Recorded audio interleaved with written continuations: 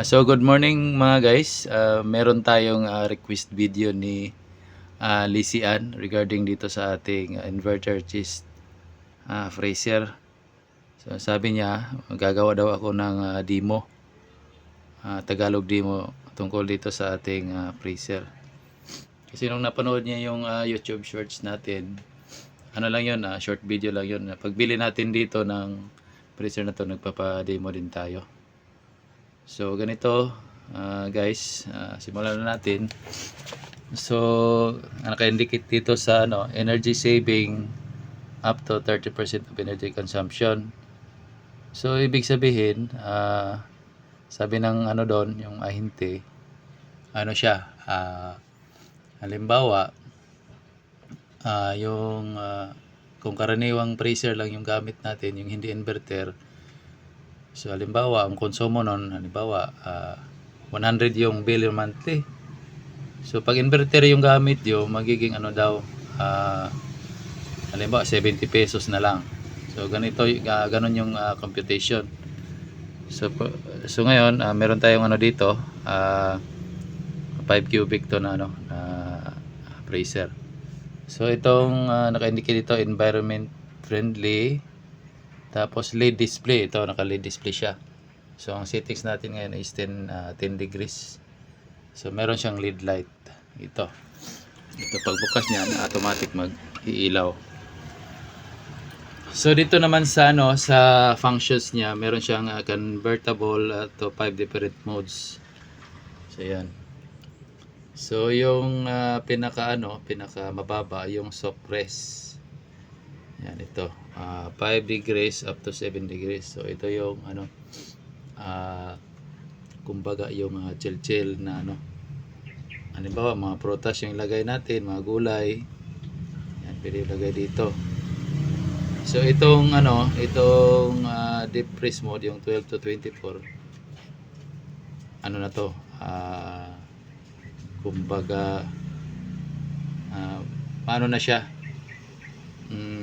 malakas na yung niya, yung pag-create niya ng ice. So yung fast mode freeze, ito yung 32. Yan, mabilis yan, mag-freeze, napakalamig niyan. So yung chiller mode niya is mga lang, 2 degrees up to 3 degrees. Meron siyang 8 degrees, meron din siyang para sa mga gulay. Yan gulay. Tapos itong chiller mode sa mga halimbawa cheese. Ito siguro para sa mga ice cubes. Yan. So yan. Tapos yung natin, yung kaset natin dyan sa ito yun. So ang gagawin lang dito, ilolong press mo lang ito by 3 seconds para ma-unlock siya. Yan. Pag magbi-blink na, pipindutin mo na lang siya. Halimbawa, taasan mo siya, babaan. Tuwag na siya.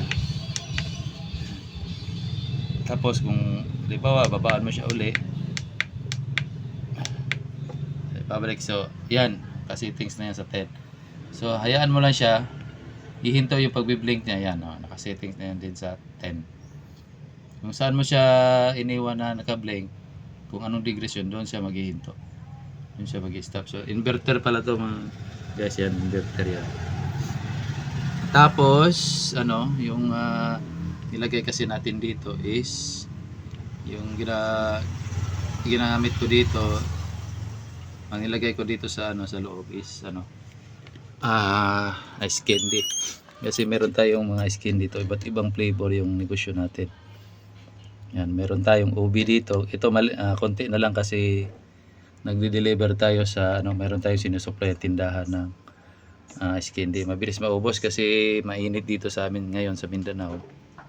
Yan, sobrang init. Yan, yung flavor na natira, meron tayong dito, melon, ito. Yan. Meron ding mangga at saka yung buko. Meron tayong ubi dito, ubi, chocolate, cookies and cream, marami. Meron tayong 7 flavor na ginagawa. Ngayon, ito na lang yung natira kasi nag-deliver tayo ng 200 pieces yung nakarang araw.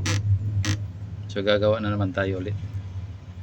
So hanggang dito na lang siguro mga ka-TH. Wala naman siguro ka-TH guys, kasi wala naman. Kung may ano lang kayo, mag-comment na lang kayo sa baba kung meron pa kayo mga katanungan. Hanggang dito na lang.